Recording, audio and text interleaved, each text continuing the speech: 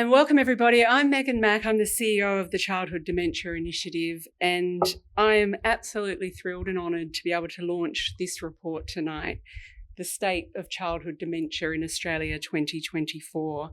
And in doing so, I congratulate both the current and former federal governments of Australia for being the first in the world to recognise dementia as a lifespan disease that also impacts children, and for partnering with the Childhood Dementia Initiative to deeply understand this problem in order to develop solutions.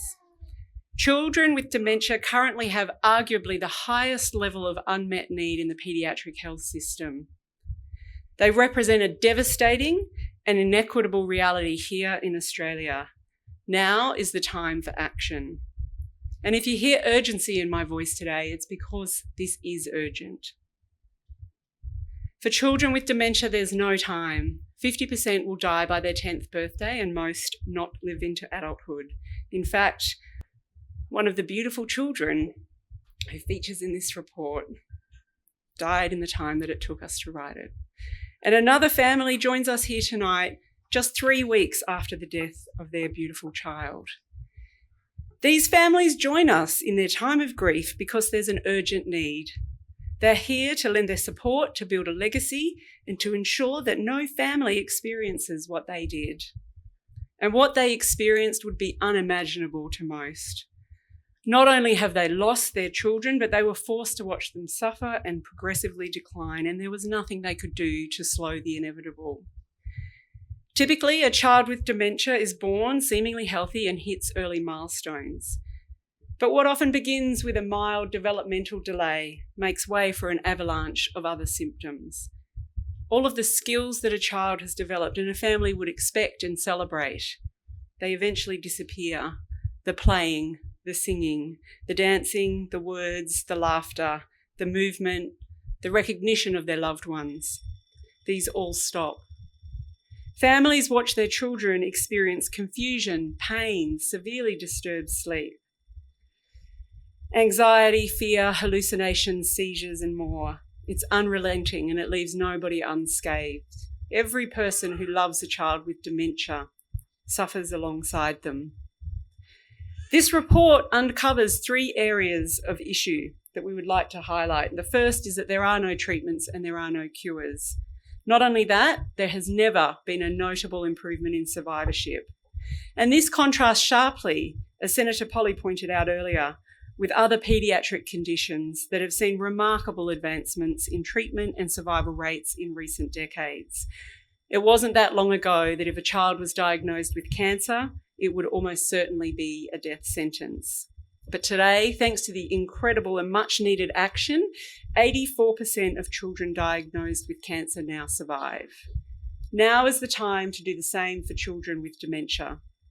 Childhood dementia is where cancer was before there was that focused attention and action in therapeutic development. And the inequity and issues revealed in this report are not limited to the poor survivorship. The second issue outlined is that throughout a child's short life, families struggle to get the health care that their child so desperately needs. Across health and support services, families report a severe systemic lack of knowledge, information, and understanding of childhood dementia. And this is coupled with a chronic lack of expert care and associated standards. Health professionals cannot be expected to give optimal care under these circumstances, and that leaves families to become the reluctant experts in the care of their children. The result is poor quality healthcare and a grossly inequitable situation where the care and support a child receives is dependent on their family's ability to advocate for them. And of particular concern is the ongoing risk to children's safety. We often hear families tell us they didn't feel that their child was safe in the healthcare system.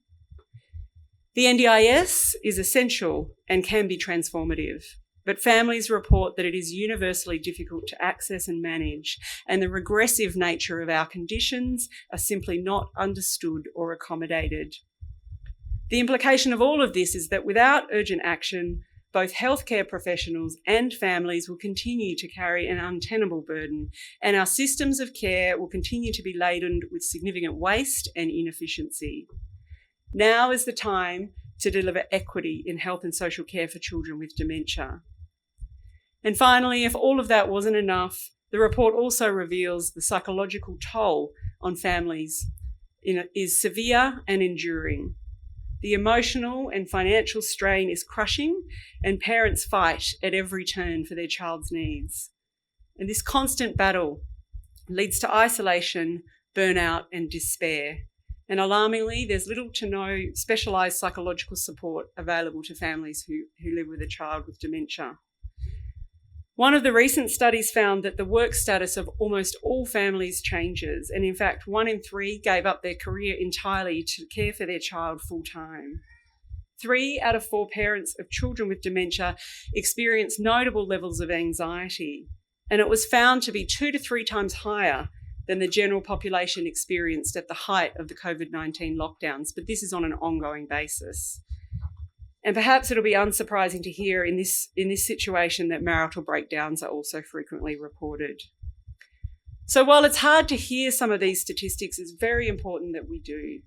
For too long, these families have gone unheard, and subsequently their needs have remained unmet. Families like you'll hear on the panel very soon, and other families who you might meet here tonight, and families like mine. As well as the CEO of Childhood Dementia, I'm also mum to Isla and Jude, who I'm losing slowly to childhood dementia. And everything that you'll hear described today by families, I've experienced firsthand or have ahead of me. So I urge you all to read and remember the foreword that's written so insightfully by 6 parents on behalf of their precious children. And I thank all of the families who contributed to the evidence that was presented in this report. These families want change, and change is possible. And although today you've heard some alarming and heartbreaking things, you'll also see in this report there's a very clear pathway to solutions.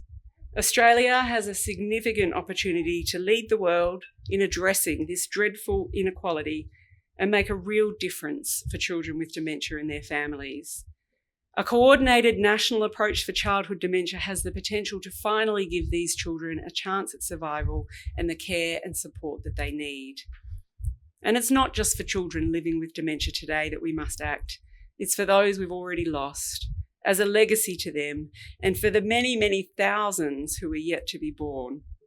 And I want to leave you with a quote. It's actually on the inside back cover of the report. It's from Peter, who was mum to Mia, our cover girl today. Peter says, "What would Mia's life have looked like if she was born 15 years from now? Would it be a different story for the next generation, or will things be at a standstill?" This is a question for everybody in this room. You can't unhear what you've heard today, and a standstill is not acceptable. Now is the time to deliver change for children with dementia, and I call on all sides of government to do so. Thank you.